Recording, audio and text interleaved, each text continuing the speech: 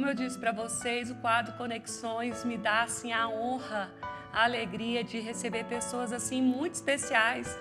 E hoje é um desses momentos. E eu quero muito a sua atenção, quero que você fique com a gente aqui até o final. Vai ser um bate-papo incrível com um homem de Deus, um profeta do Senhor.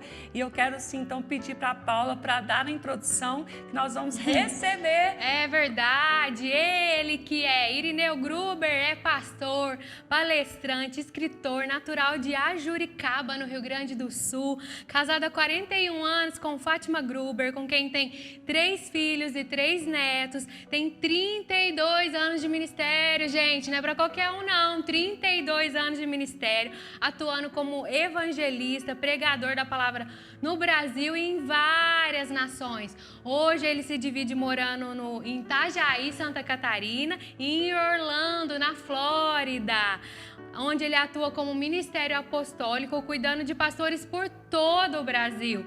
Seja muito bem-vindo, pastor Irineu Gruber! Muito bom. Paz, Deus abençoe vocês. Privilégio estar aí com vocês e também com o pessoal todo que está assistindo a gente aí no canal, né? Programa aí abençoado.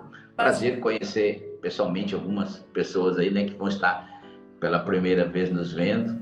Obrigado por acompanhar esse programa, né?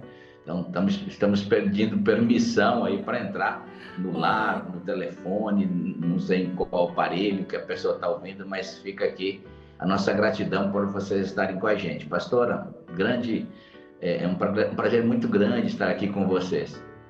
Pastor Irineu, eu sou a pastora Vânia Arantes, né? E o meu esposo, pastor Marcos, somos pastores aqui, Casa de Oração Franca, e a gente acompanha o Senhor e somos ministrados pela sua vida. É uma honra, é uma alegria. A gente conheceu o Senhor através do Ministério Ouvir e Crer lá atrás. E assim, foi sempre incrível a unção profética que o Senhor carrega. E hoje a gente tem a oportunidade de ter o Senhor mais pertinho um pouquinho aqui da gente. Até um dia o Senhor vir aqui pessoalmente, se Deus quiser, esse tá dia bom? vai chegar. Vai chegar, sim. Seja bem-vindo entre nós. Nós queremos honrar sua vida, honrar seu ministério e receber um pouquinho do Senhor, tá bom? Tá bom, vamos lá. Pastora, antes de qualquer pergunta, eu vou corrigir algumas coisas, tá? Eu acho que aí essa descrição minha aí está um pouco desatualizada. Eu já sou casado 43, estou indo para 44 anos. Então tá mesmo. Estamos casados 43 anos, já entrando no 44, e eu já também estou entrando no 35º ano do ministério. Meu Deus, então é muito mais. Que maravilha, 43 anos, né? Casamento é uma coisa maravilhosa do Senhor. Que coisa boa. Isso. Que bom.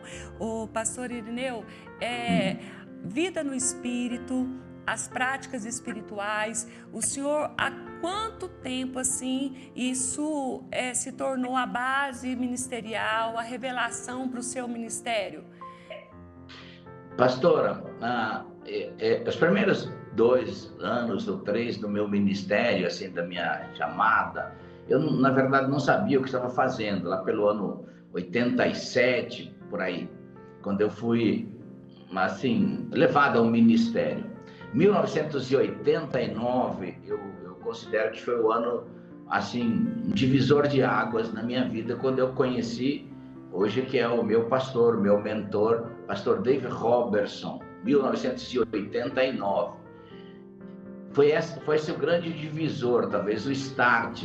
E 89 e 90 eu iniciei, depois de um ano, uma intensidade muito maior de oração, já com outro olhar, com outro ambiente de revelação. Daí, em 90, que eu acredito que o meu ministério começou a andar mais alicerçado, depois de um ano de práticas, dentro desses ambientes de oração em línguas, de jejuns, de adoração. Um ano depois, 1990, que eu considero que as coisas começaram a caminhar dentro desse âmbito. Então, eu estou enraizado, fundamentado nesse ambiente, assim, ministerialmente, a partir de 1990. Que tremendo. E a sua aproximação com o pastor David Robertson, como que foi? O senhor tem esse alinhamento, tem contato com ele pessoalmente ou é algo através de livros? Ou... A gente tem amizade, né? Mas foi uma coisa assim, uma coisa de Deus, porque eu comecei a frequentar os seus congressos e aí houve uma reviravolta muito grande assim, na minha vida, né? Foi como, sei lá, da noite pro dia, era uma coisa antes, passou a ser outra depois. E aí as pessoas, os assessores, eu acho que dele, alguma coisa no Brasil, ficaram sabendo que eu era um fruto, porque eu conheci o David de auditório só, que eu era um fruto, já era agora um fruto ou uma pessoa frutificando dentro desses ambientes de Deus, da vida no Espírito. E aí ele pediu para me conhecer. Daquele dia em diante, a gente se tornou amigo. Eu acho que do ano de 91, final de 90, eu já tive numa reunião com ele para contar um pouco do que estava acontecendo, ele queria saber, e a gente daí ficou muito amigo. Depois, mais tarde, à medida que eu fui crescendo, eu acabei indo ministrar nas conferências dele, também em Tulsa, Oklahoma. Depois houve um convite para mim trabalhar com ele nos Estados Unidos, ainda que não deu certo, no sentido de que eu acho que não era um ajuntamento para essa questão, mas me tornei amigo pessoal dele, né? Então, acesso a tudo aquilo que é mais assim, casa, igreja, conferência dele, a gente começou a caminhar junto dentro dessa área. Então teve assim um envolvimento, além de ensino, houve também depois um envolvimento pessoal, né? Que coisa... estar mais próximo dele, poder, quando tivesse uma coisa mais necessária, receber uma ministração individual dele, como aconteceu muitas vezes, né? Ele foi um grande libertador para mim, né? Um grande libertador nesses ambientes, principalmente numa linha espiritual. Ele foi o grande libertador, mas a gente depois começou a caminhar junto, mas como amigos também, né? Mentor e amigo também. Então, que lindo. Mentor, pastor e amigo. Eu vejo vídeos dele ali nos congressos com a Ana Maria, né? E o livro dele, que assim é uma base para nós aqui muito forte. Mas todos que aproximam ou têm um contato com o David falam assim que ele carrega uma atmosfera, uma presença, uma unção, né? O senhor pôde experimentar isso de perto. E eu queria, assim, que o senhor falasse para a gente, pudesse contar alguma experiência, alguma vivência, assim, já da vida, das práticas espirituais, da vida no Espírito. O que assim, tem marcado o senhor e que o senhor pode falar para a gente da experiência desse ambiente de glória? É interessante que, voltando aqui rapidinho sobre o David Robertson, né? Eu sempre acho que, e tenho consciência no meu coração e gratidão também, que Deus trouxe ele assim para mim no Brasil, né? Claro que muita gente foi abençoada, mas o David localizou minha vida, assim, localizou eu num mundo muito difícil, religioso, intoxicado, machucado por esses ambientes, inclusive. Mas o David em si, ele tem uma coisa assim, como ministério, isso é uma coisa que todo mundo que se aproxima dele ou vai ver ele numa reunião, é um dos homens que você olha para ele, você tem vontade de orar antes dele abrir a boca, quando você olha para o David, parece que ele está perdido desse mundo e assim, num mundo perdido assim em Deus. E então assim, e o David é assim, se você conhece ele num palco ministrando, a gente já se impressiona, mas assim, depois na individualidade ele é mais impressionante ainda, quando ele desce de um púlpito, aí a gente vê o grande pastor, o grande homem amoroso, mais do que aquela pregação. A gente vê que aquela mensagem que ele está pregando, ele transformou ele também. Porque ele não é só um comunicador de uma mensagem, ele é uma pessoa que mostra na prática a transformação dessa mensagem. Sim.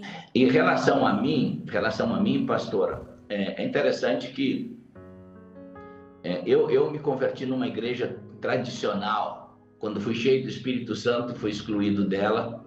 Quando daí eu fui para um movimento pentecostal, mas daquele movimento mais baseado em normas humanas, em doutrinas humanas praticamente, né? Roupa, cabelo, essa questão só.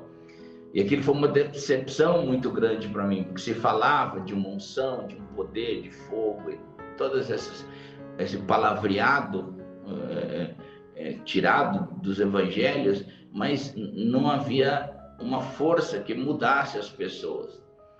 Então foi muito decepcionante, porque se falava muito de operações de Deus, mas a gente não via na prática isso.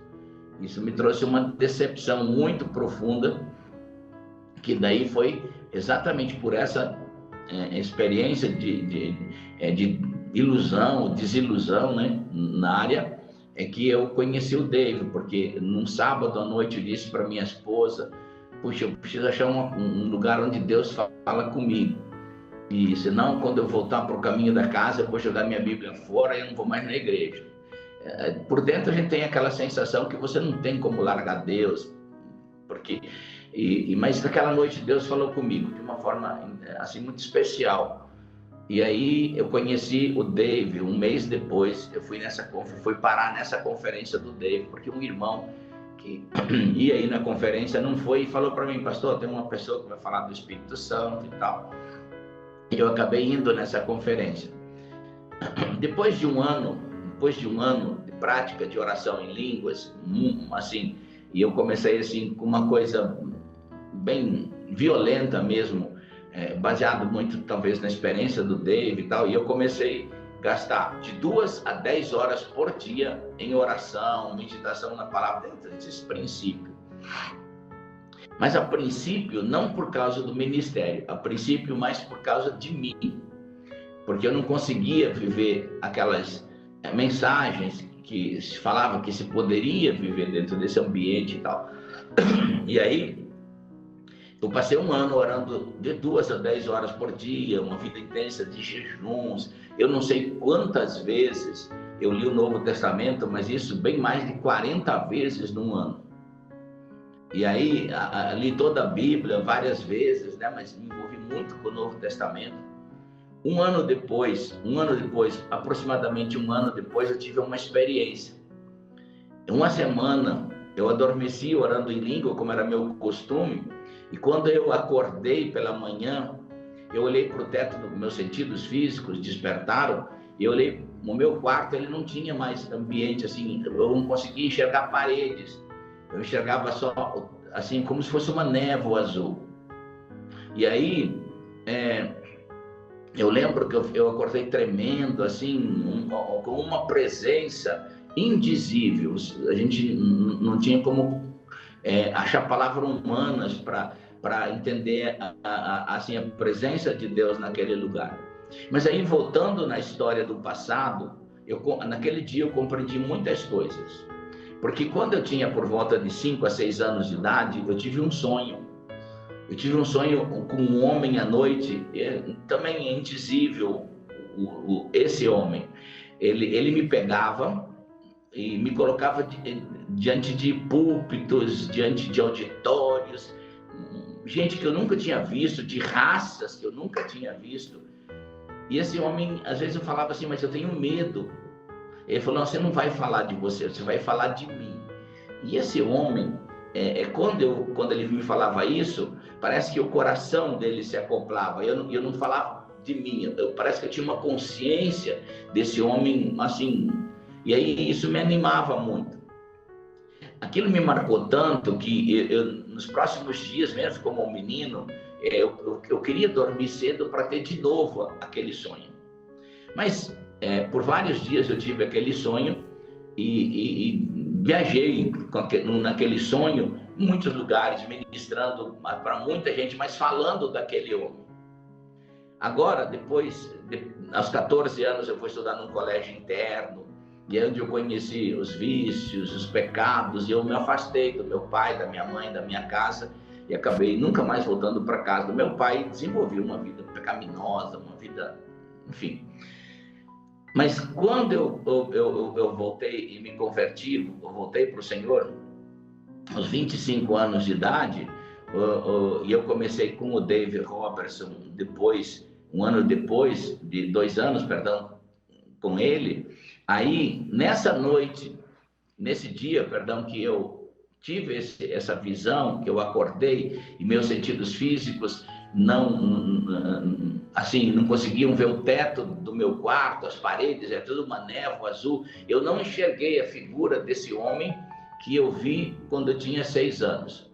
Mas era a mesma presença, aquele ambiente que você não define humanamente, é uma presença tão santa, tão maravilhosa. E aí, no meu coração veio exatamente isso, que era a mesma presença que eu senti, que me afetou tanto com um menino de 6 anos. E dentro dessa semana, eu fui muito tocado por Deus e relembrado dentro desse ambiente de glória de Deus sobre o meu chamado. E aí voltou de novo, as mesmas visões, os mesmos públicos, centenas, milhares de pessoas do Oriente, por exemplo. Eu nasci numa região do Rio Grande do Sul, nunca tinha visto um japonês na minha vida, por exemplo. Mas eu tinha visto assim centenas, milhares de pessoas asiáticas desse sonho. Eu nasci numa região que também tinha pouca gente de raça negra, e de repente, como menino, eu estava vendo multidões de gente assim. E agora, de novo, Deus trazendo a minha mente. E por isso que, às vezes, quando eu estou pregando, eu já vou em muitos países ao redor do mundo, né? Eu viajei mais de 200 viagens internacionais. Então, viajei uma centena de países já. Mas muitos lugares, quando eu vou e eu olho aqueles auditórios, e aquele lugar, exatamente aquele lugar, vem no meu espírito que eu já estive ali. Exatamente como eu tive o sonho, exatamente como eu tive aquele ambiente de revelação. E aí a gente entende que, claro, Deus, ele é onisciente, onipresente. Para Deus, quando ele definiu um propósito, ele não definiu um propósito que ele vai arrumando, ele já definiu esse propósito para a gente. É que a gente que precisa compreender isso. Então, é uma coisa muito interessante. Eu lembro que minha primeira cruzada na África, e eu cheguei num palco para pregar, era um ar livre, tinha milhares de pessoas negras, assim, e eu pensei, eu já conheço esse lugar, eu já estive aqui, mas era a primeira vez que eu estava indo fisicamente, mas era igual aqueles ambientes que eu tive de sonho como menino e depois dentro daquele que Deus foi falando comigo, trazendo a memória isso. Então, essas experiências me marcaram muito, que foi assim o start para o ministério, compreender exatamente o meu chamado. E é interessante que eu nunca mais, porque era uma dúvida frequente no meu coração, eu nunca mais tive dúvida, mas nenhuma pequena dúvida de que eu não fosse chamado por Deus. Assim, ou que eu precisasse de uma nova profecia. Claro que eu fui beneficiado, ajudado por ministrações, tinha muita gente no caminhar da minha vida, mas nunca mais, assim, foi uma firmeza tão grande no meu coração, um enraizamento dessa revelação de Deus que afetou a minha mente, tudo, que eu nunca mais tive dúvida nenhuma, porque às vezes na caminhada a gente tem ajudado tantos e tantos pastores e pessoas que eles acabam às vezes se confundindo. Será que eu sou chamado? Será que Deus me escolheu? Para mim essa foi tão impactante. Hoje estou entrando para 35 anos de ministério Que maravilha. Eu nunca mais tive nem sequer uma pequena dúvida de que eu fora chamado por Deus para ser um ministério, servir as pessoas. Que tremendo, pastor. O senhor é um homem vivido, conhece tantos lugares e pode ver a igreja do Senhor, a noiva do Senhor ao redor do mundo. É difícil o senhor olhar e ver assim um nível de religiosidade, de coisas assim humanas mesmo na igreja, e ensinar a vida no Espírito para a igreja. O seu foco ensinar a igreja ou ativar líderes? O que é mais forte assim no seu ministério? Eu acho que o ensino, ele vai também produzir isso, irmã. Ele vai produzir essa... eu acho que existe muita gente que comunica o evangelho, mas não vive ele. Uau. Comunica ele, mas não vive ele. É interessante que Salomão, ele disse uma coisa impressionante. Olha, o fim pode ser melhor que o começo. Então, ele foi um comunicador de uma verdade, assim... só que Salomão terminou pior do que começou. Então, o que eu vejo é o seguinte, que só comunicar o evangelho, só comunicar ele, em si só ele não resolve. Você precisa ter uma prática. Então, princípios muito simples, como oração, adoração, jejum, meditação na palavra, eles não funcionam só na comunicação. Eles precisam ser praticados. Então, eu vejo assim, muita gente acaba não se envolvendo com essas leis espirituais e acabam não sendo transformado por Deus. Então, eu acho que a comunicação, ela é importante. Ela é importante. Agora, quando a comunicação ela está desalinhada com verdades de Deus, se pode falar sobre Deus, mas está alinhada mais a um movimento humano, a um movimento religioso, o que faz? Ele só intoxica as pessoas. Há um texto na Bíblia, 1 Samuel 13, do versículo 16 em diante, fala de uma geração em que Israel estava presa aos filisteus, se tornaram escravos, conquistados na guerra. E esse tempo era o tempo de um líder, e que foi registrado como um mau líder, né? O rei Saul. Nesse tempo, a Bíblia diz que tiraram de Israel todos os ferreiros, todos aqueles que construíam armas.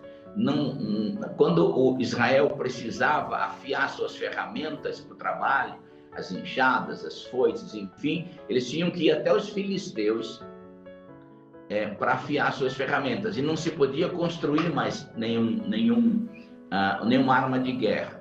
E aí a história, o relato diz que um dia Israel se levantou para se libertar. Naquele dia só tinha Saul e Jonatas uma arma cada um. Todo Israel não tinha armas. Eu faço um quadro muito nos dias de hoje. Esse ambiente religioso, ele acaba tirando a condição de as pessoas terem essa condição em Deus para lutarem pelos seus problemas. Porque cada uma pessoa vai enfrentar os seus desafios. Mas hoje a maioria das pessoas, e até grande movimento evangélico, ele leva a ser treinado pelas pessoas do mundo, por exemplo, sobre finanças. A grande maioria dos crentes não sabe o que Deus falou sobre finanças. A grande maioria, ela é atormentada com as notícias do mundo. Eles estão no mundo sendo treinados. Por isso, grande fracasso, pessoas avarentas. E aí o movimento religioso tenta, por medo, por uma consciência errada, atormentar as pessoas que elas precisam pagar suas taxas para manter aquele sistema. E aí uma coisa, um movimento todo errado. Por exemplo, um outro assunto que nós também achamos que Deus não trata disso, Deus não gosta. Eu acho que os dois assuntos mais terríveis são sexualidade e dinheiro. Esses dois assuntos a igreja pensa que Deus não trabalha nessa área. Isso parece que é uma coisa que o diabo que vai trabalhar. E a gente precisa compreender isso. Vida no espírito, vida de oração. No contexto todo, nós estamos ensinando as pessoas a não guerrear, não ter armas na mão. Então as pessoas não sabem orar, não sabem lidar com os problemas do casamento, não sabem lidar com os problemas emocionais, não sabem lidar com o problema financeiro, não sabem lidar com seus problemas sexuais. E aí a gente vê uma igreja que ela se distanciou muito, ela não sabe lutar, ela não sabe guerrear. Aí, simplesmente, eles vivem de migalhas que um outro homem tem uma unção maior. Mas não é o suficiente, a gente não pode ter armas só para nós. Talvez o grande sucesso do David Roberts é dizer assim, olha, todos vocês podem. Existe um lugar em Deus que vocês podem conquistar suas armas, afiar suas armas, não no modelo do mundo, não com filisteus, mas com pessoas com alianças com Deus. E a igreja se desviou muito disso, irmã. A igreja se desviou. Então, assim, uma grande parcela, eu não estou nem falando de uma igreja não salva, porque a salvação não depende da gente. A salvação, a única coisa que nós entramos na salvação é com o nosso pecado. O resto é tudo Jesus que fez. Então, mas aí a conquista do reino, o entender a sua chamada, a sua vocação, ser treinada dela, aí assim é muito feio. O ambiente na igreja de maturidade, de liderança, parece que quanto mais uma pessoa se aproxima de lideranças, mais escandalizada, mais fraca ela fica na fé, porque aquele tipo de liderança se afastou de ambientes de fé. Ela é um bom comunicador às vezes num púlpito, mas quando desce é um anão na vida espiritual, na prática das coisas de Deus. Então, eu acredito que nós precisamos ter um avivamento de consciência nessa área. Isso tem que começar dos líderes, porque às vezes a gente engloba muito a igreja, que ela teria que estar sendo edificada em Deus, mas e eu também me coloco como líder, nós chamamos assim um grande avivamento, reavivamento, palavra que a gente chama de consciência, de temor, de busca, de arrependimento, eu acho que mais no meio da liderança. É isso que eu queria enfatizar com o senhor, porque Deus tem te deu a unção apostólica e esse lugar de abençoar líderes. E o número de líderes se suicidando, vivendo fora assim da realidade mesmo espiritual do reino. Então, as práticas espirituais, assim, eu tenho visto assim o quanto ajuda e torna leve o ministério, porque porque o Espírito Santo é um mistério mesmo, a Igreja do Senhor. Mas eu concordo plenamente com o senhor que realmente na liderança, e a gente vê uma liderança com resistência em relação, por exemplo, a uma prática da oração em línguas. Para que isso? E que não há um embasamento para que isso aconteça. Pastora, qualquer homem ou mulher que Deus usou na história, que é a história passada, mas olhando do âmbito de Deus e o homem, qualquer homem ou mulher que Deus usou na história passada ou contemporâneo a nós, ele foi transformado por um desses princípios. Ou a pessoa orou muito, ou a pessoa jejuou muito, ou ela meditou muito na palavra, ou ele foi um adorador muito profundo. Agora, todas essas práticas pessoais, elas não vêm para avaliar ou avalizar uma vida errada. Elas vêm para tirar as pessoas disso. Então, o que acaba? Quando você ensina, só transmite essa verdade, ela não deixa de ser verdade, mas ela não transforma. Você precisa ter uma prática. E aí, existe muita coisa envolvida de engano. Uma pessoa está arraigada, até para sua subsistência emocional, financeira, entrou num caminho de engano. Para ela sair disso é muito difícil, porque ela vai ter esses princípios, vão chegar num momento. O David fala uma coisa muito interessante. Ele diz uma coisa assim: olha, Irineu, uma pessoa, vamos fazer uma análise aqui. Uma pessoa, ela está envolvida com drogas, os desejos dela estão possuídos, enfim. Ela começa a orar em língua. Pode estar tomando droga, não tem problema não, continua orando em língua. Vai chegar um momento que ela ou vai parar de orar ou vai parar de usar droga. Não tem como, ela vai chegar um momento da vida que ela vai ter que fazer uma escolha.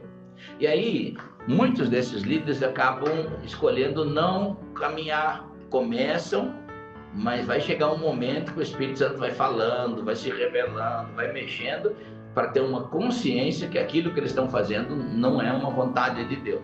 E o que acontece também, hoje, quando você olha assim, para as doenças psicossomáticas que vão nascer dentro de desilusões, mágoas e tantas outras coisas, que afeta depois os ministérios, por causa das pressões que eles têm. Por quê?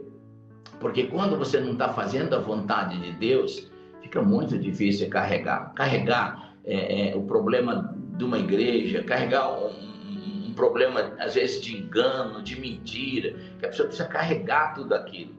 E, às vezes, um pecado que leva aquela pessoa que ela jamais pensou que poderia ter entrado naquele tipo de pecado, e, às vezes, o diabo daí vai oferecer a morte como uma solução.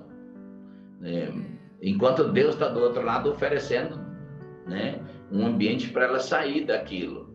E aí tem o julgamento humano, uma série de coisas, as depressões, né? A depressão é quando uma pessoa perde a realidade da vida. A depressão, já fala, é um buraco que a pessoa entra, tanto emocional quanto espiritual. Você pode ver, às vezes, como pastor, a gente tem essa experiência. Tem uma mãe de uma família que amava os filhos, amava o esposo, amava cozinhar, uma coisa muito básica da vida. E aí ela entra numa depressão, um buraco, ela perde a realidade, ela quer ficar dentro de um quarto escuro, não quer ver ninguém, não quer ver os filhos, não quer ver o marido, ela perdeu a realidade, ficou sem uma visão emocional para as coisas mais básicas da vida. Um líder, quando ele entra em depressão, os sintomas são diferentes da alma, mas a visibilidade é a mesma. Ele entra num buraco e ele não vê mais saída. Ele perde a realidade das coisas mais básicas da vida cristã, que é a comunhão com Deus, ambientes de adoração. Ele perde essa realidade. E isso vai trazendo pressões sobre ele, e aí muitos deles, por perder essa realidade de um novo começo, de começar de novo em Deus, acabam indo para um suicídio, né? Porque aí o envolvimento também, existe N fatores, e é muito triste isso, porque nós estamos vivendo muita gente crente cometendo esse tipo, adoeceu, assim, porque não está vivendo um propósito divino. O senhor tem cursos sobre finanças, né? O senhor carrega essa prosperidade. E por muito tempo no Brasil foi falado a teologia da prosperidade, e eu digo que é impossível você viver vida no Espírito e não prosperar, né? Porque o Espírito Santo ele vai quebrar a miséria, a pobreza que existe dentro da pessoa, e ela vai começar a desfrutar. Então, um balanço do senhor em teologia da prosperidade e o que vida no Espírito realmente é na prosperidade do reino. Pastora, esses dias eu estava numa live com alguns líderes, e eles perguntaram: pastor, você crê na teologia da prosperidade? Eu falei: claro que creio. Assim como eu creio na teologia da salvação, como eu creio. Mas a teologia da prosperidade é errado? Não. Errado são pessoas que fazem o erro. A teologia é um estudo da Bíblia sobre aquele assunto, o que Deus pensa daquele assunto. Então, por exemplo, quem crê que as pessoas estão fazendo errado na teologia da prosperidade e você precisa eliminar esse assunto da igreja, então você também não pode mais pregar sobre Jesus, não pode pregar, porque tem gente que também fala teologia da salvação errada. Eles condicionam Jesus mais algumas coisas para ser salvo. Tem gente que não acredita na teologia do Espírito Santo, que essas coisas de dons, de operações do Espírito Santo, isso também não existe mais. Então, nós deveríamos de não acreditar ou pregar sobre esse assunto. Tem muita gente no meio evangélico que não crê mais nos dons ministeriais, que acham que tem uma função, né, ou um emprego com um dos títulos, normalmente o título de pastor, e que os outros dons eles eliminaram e que não creem assim. Agora, eu particularmente, eu creio o seguinte: sobre cada assunto que Deus nos deu para viver, cada saída da vida, Ele ensina na palavra uma maneira de vencer. E a prosperidade é uma, né? Até estamos lançando agora um livro novo em final de maio sobre isso, né? Administrando as finanças à maneira de Deus. Então, não tem como uma pessoa pregar. Às vezes a pessoa diz assim, mas a prosperidade é do diabo. Então, por que uma pessoa trabalha 8 horas por dia, ou o dinheiro é do diabo, trabalha 30 dias num mês, várias horas por dia para receber uma coisa que é do diabo? A Bíblia fala que o amor ao dinheiro é uma coisa ruim. E isso não é um legado dos ricos. Tem gente que é pobre, mas ama o dinheiro. Eles trocaram uma devoção. O correto, o bíblico, é que a fé pura e verdadeira, pastora, ela não ama a riqueza. Ela ama a Deus e não troca o seu amor, a sua devoção por coisa nenhuma desse mundo. Mas a fé pura, que opera num homem ou mulher que conheceu sobre esse assunto, ele conquista a riqueza. Ele acaba se tornando um bom mordomo com a riqueza que Deus colocou na terra. Então, é só não inverter os papéis. É só não inverter os papéis. E aí, eu acho assim, riqueza... pastora, eu acho um assunto assim, ó. Qual que é a pessoa mais importante na Bíblia?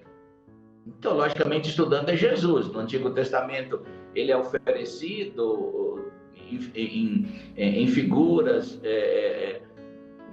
em várias maneiras, Jesus é mostrado. No Novo Testamento, qual é a pessoa mais importante? Novamente, Jesus. Agora, ele não é mais o prometido esperado, agora ele é o vindo. E a mensagem apostólica diz que ele caminhou entre os homens fisicamente, cheio de graça, cheio de glória. Então, a pessoa mais importante na Bíblia é Jesus. O assunto mais importante na Bíblia, ao menos no meu entendimento, é a graça de Deus. Não tem nada maior que a graça de Deus. Porque é isso que nos aproxima. Foi um sacrifício de Deus em Cristo Jesus que liberou uma graça que nos reconciliou com Deus. Então, para mim, a pessoa mais importante é Jesus e o assunto mais importante é a graça de Deus. Agora, qual o assunto mais comentado na Bíblia, que mais Deus se preocupou em escrever? Finanças. Finanças. Só a palavra dinheiro aparece mais de 140 vezes na Bíblia. Agora, quando o assunto é concernente a esse assunto, finança, riqueza, prosperidade, bem-aventurança, ouro, prata, pobre, rico, eu não tenho nenhum assunto na Bíblia que chega perto. Nem que chega perto.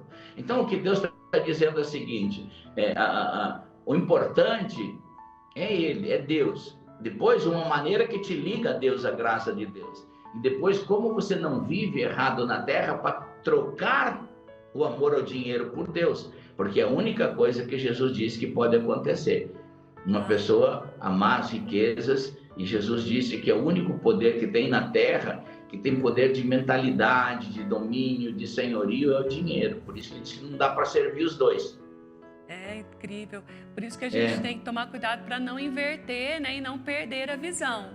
Exatamente. É muito simples. Amar a Deus e fazer as riquezas te servirem. Aí sim, aí está a coisa correta. Agora, Deus sempre desejou. Imagina que Deus vai gostar de pobreza. Deus gosta dos pobres, não de pobreza. Assim como Deus ama o pecador, não o pecado. Não pode inverter essas questões. Então, como que Deus... Você já pensou? Deus vai gostar de sofrimento de pessoas? Esses são o erro das pessoas que acaba levando elas para esse estado de pobreza, de miséria, onde crianças morrem de fome.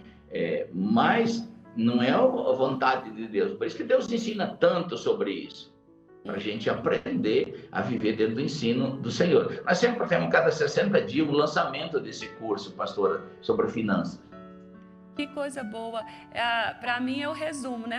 Mateus 6,33, buscai a Deus em primeiro lugar e todas as demais coisas vos serão acrescentadas. Buscar Ele primeiro, então não perder a visão. Aproveitando o senhor aqui, eu queria falar sobre a igreja, os fundamentos da igreja, né? Hoje, o que é o avivamento para o senhor e como que ele vai se manifestar mesmo, como que o senhor olha até essa palavra avivamento, como que é isso, assim, na sua visão? Pastor, essa palavra é um pouco desgastada, né? Porque a gente tem uma ilusão de achar assim, Deus vai aparecer virando uma esquina aí e vai mudar tudo. Existem moveres de Deus, eu fui ver alguns ao redor do mundo que tem um propósito, é um mover de Deus para um propósito. Agora, avivamento é Deus reavivar uma pessoa, reavivar.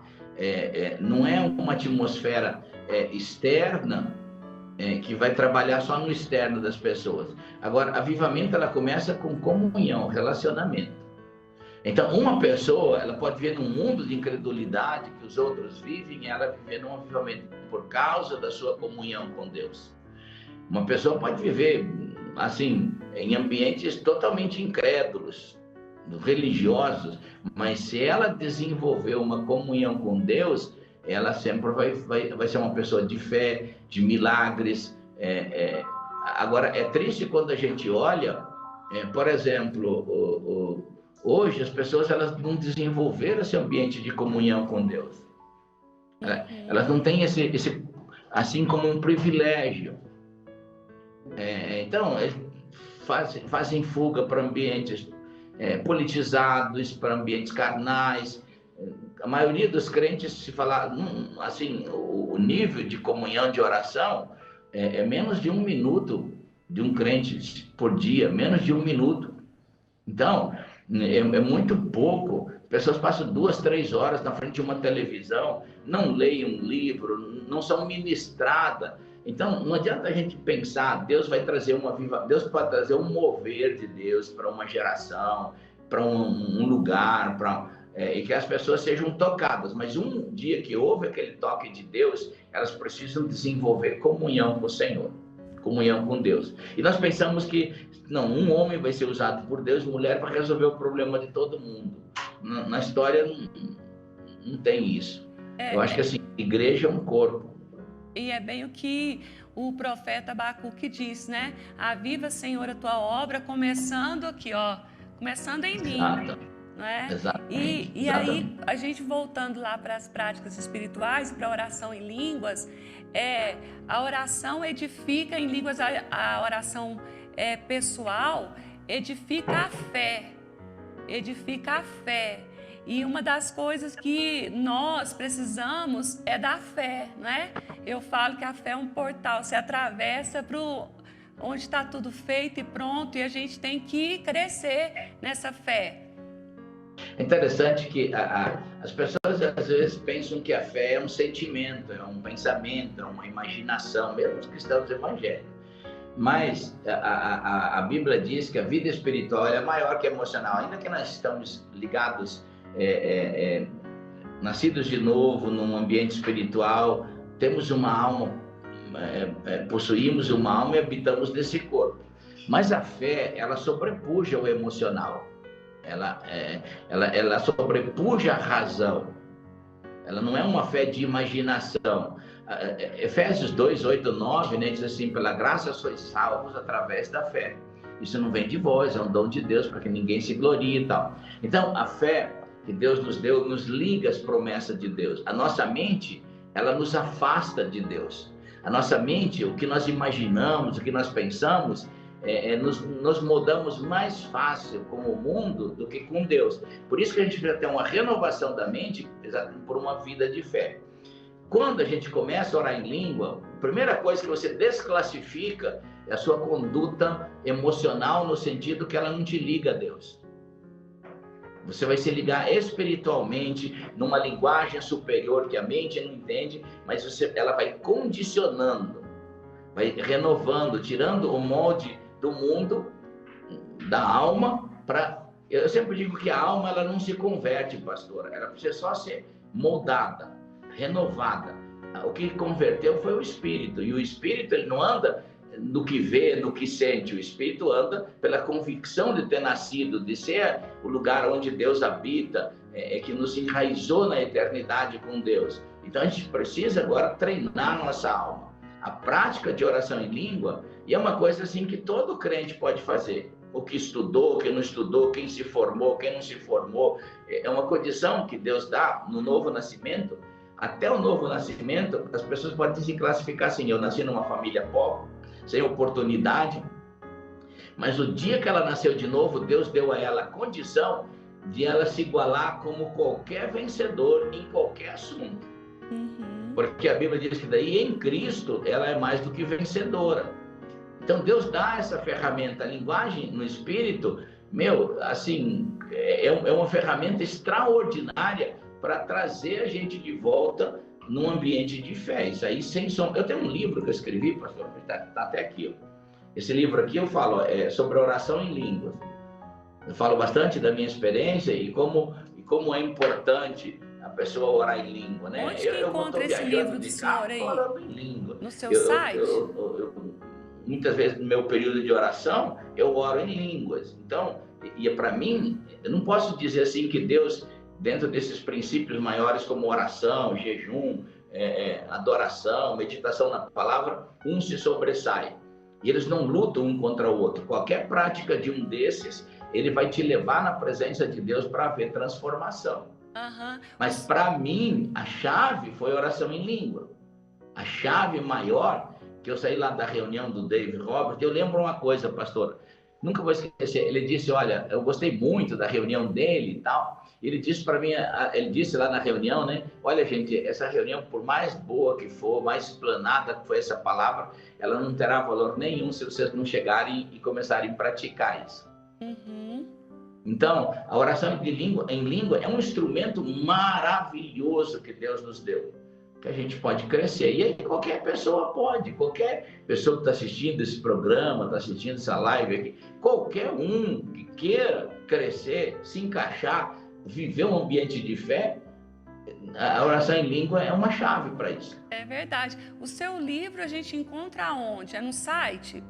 Pastora, todos os meus livros, eles podem ser adquiridos no meu site ou por um canal de WhatsApp que a gente tem, né? Se as pessoas quiserem aí anotar o telefone, que eu sempre tenho alguém na live, eu coloco aí, não sei se a menina está aí, a Paula, né? Qual que é o número? Depois a Paulinha passa. A gente vai colocar para o senhor a divulgação lá nos comentários, seu contato, seu Instagram, né? Para a galera acessar, comprar seus livros. Só não põe o telefone que você falou comigo, tá? Põe outro. Anota aí, ó. 47 9 9663 5226. 5226. Eu só queria, assim, avisar que não quero que o telefone passe meu número, porque, assim, não sou uma pessoa, não sou um astro, não é nada disso, não. É que 10 pessoas vão ligar e eu tenho uma ocupação muito grande, e aí eu não vou poder atender, não vou respeitar a ligação da pessoa, às vezes... assim, esse número aí que eu passei, a pessoa pode fazer qualquer pergunta, é um WhatsApp, qualquer hora, depois fora de hora a gente pode responder as perguntas, fica mais fácil, porque senão, e aí a pessoa pode adquirir todo o nosso material, tudo que ela quiser, inclusive ela pode pedir nesse WhatsApp aí um e-book gratuito, é só falar, eu quero um e-book gratuito, e a gente já manda para você um e-book, exatamente nesse assunto, pastora. Amor ao dinheiro, a raiz de todos os males, né? Não o dinheiro, mas o amor a ele. Então, quem quiser, estamos à disposição, servir, na medida daquilo que nós podemos fazer como servos, servir as pessoas que nos ouvem aí e poder servir, sempre vai ser um privilégio, porque esse é o nosso ministério. Eu não sou, assim, eu não tenho um título ministerial, eu sou um servo ministerial. Então, eu sempre explico que é como um garçom que vai atender uma mesa com uma pessoa, ele é um garçom de uma pessoa. Se chegar a 10 pessoas, ele tem que atender as 10, então ele é um garçom de 10 pessoas. Ministério é mais ou menos assim também. Quanto mais cresce, mais servo a gente tem que ser, porque mais pessoas tem que servir. Que coisa boa. Nosso tempo passou tão rapidinho aqui, o senhor viu? Já vi aqui, tô vendo, tem um outro já, Márcio aqui, que o menino que faz as gravações para mim, tudo aqui, já vai começar outra live. Mas Então, podemos marcar outra vez, outro dia. E depois eu vou combinar você, pastor, para a gente fazer uma live lá no meu Instagram com vocês aí, tá? tá bom. Eu ficaria com o senhor aqui, ó, muito tempo, te ouvindo. Queria que o senhor terminasse orando por nós, liberando uma palavra aqui, Casa de Oração Franca, e por essa cidade, né? Por esse ministério. Eu vejo, assim, muitos testemunhos que, através da vida do senhor, foi ativado. Muitos ministérios hoje tão relevantes no Brasil, né? Ver o amor que o apóstolo Luiz Hermínio tem pela sua vida. Eu vi o testemunho da Viviane Martinello falando a respeito daquele momento ali da sua vida no ministério deles. Então, nós queremos, né? Queremos também ter a Heloísa Rosa aqui, porque moça cheia de Deus, né, pastor? Então, depois a gente fala no privado, depois vamos combinar um seminário, alguma coisa, fazer aí em Franca, sem problema nenhum, pastor. Tá bom, tá joia, pastor. Tá bom? Tá certo. E assim, só para dar uma palavra para quem hoje ainda pensa que você não vai acontecer, né? Mas se você entrar em Deus, não tem como, né? Hoje eu vejo assim, esses ministérios que se tornaram maior do que a gente, né? Mas um dia, porque alguém estendeu a mão. Porque alguém estendeu a mão para eles. Então, essa é a função do ministério, tornar pessoas ao seu redor grande. Que bênção. E hoje, assim, a gente com essas pessoas, como Dave Keelan, Luiz Hermínio, Luísa Rosa, Pastor Júnior Batista, Davi Maia, aí, centenas deles aí, então no Brasil passaram por treinamentos ao nosso redor. Mas o que nos engrandece é que eles se tornaram maior que a gente. É a paternidade. E isso é maravilhoso, porque a gente vê que, tipo, a mensagem que você tem não está nanizando as pessoas, muito pelo contrário, né? Eles estão crescendo. Mas vamos orar, então. Tá certo. Pelas pessoas que nos ouvem aí, tá bom? Amém. Você que precisa de um milagre, que está ouvindo esse programa, né? Tem alguém, parente doente, que está passando por dificuldade, nós vamos nos ajuntar aqui em oração. Amém. Porque quando a gente se ajunta em oração, em fé, sempre pode acontecer um milagre. Vamos orar, Senhor. Amém. Pai querido, eu te dou o louvor. O Senhor é um Deus bom, um Deus maravilhoso. E nós te agradecemos por esse momento que tivemos aqui com a pastora Vânia, a sua equipe aí da Igreja Casa de Oração em Franca. Nós te agradecemos pela oportunidade que o Senhor nos deu de entrar no lar, no momento, nesse tempo que as pessoas nos deram para ouvir o nosso testemunho de gratidão a Deus, do que Deus tem feito, e não seríamos nada sem o Senhor. Nós nos ajuntamos em fé agora, orando, abençoando essa igreja, abençoando o ministério da pastora Vânia, de toda a sua liderança ao seu redor, que o Senhor coloque homens e mulheres que possam levar essa visão adiante, fortaleça o seu coração, fortaleça as mãos de cada líder dessa igreja, que sempre seja conhecida como uma igreja amorosa, uma igreja que se dá, que edifica o povo. Nós abençoamos também o povo da igreja, os futuros ministérios, as futuras chamadas de mulheres de intercessão, de homens de intercessão, daqueles que vão crescer financeiramente, daqueles que vão crescer ministerialmente, mas que vão desenvolver isso tudo para o Senhor. Nós falamos uma nova estação de bênção sobre essa igreja. E oramos por aqueles, Deus, que tem um problema de enfermidade, que tem dores, que tem algum parente no hospital, passando por problemas que esse vírus trouxe da Covid.